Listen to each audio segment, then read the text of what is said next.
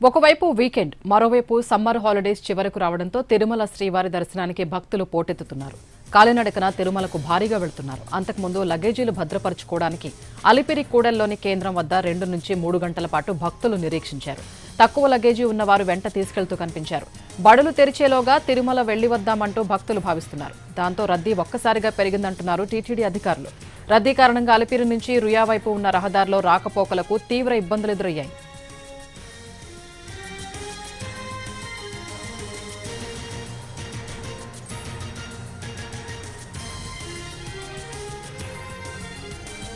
దీంతో తిరుమల కొండ భక్తులతో నిండిపోయింది. వైకుంఠం క్యూ కాంప్లెక్స్ లోని కంపార్ట్మెంట్లన్నీ నిండిపోయి బయటకు వచ్చింది క్యూ లైన్. టోకెన్లు లేని భక్తులకు సర్వదర్శనానికి 20 గంటల సమయం పడుతోంది.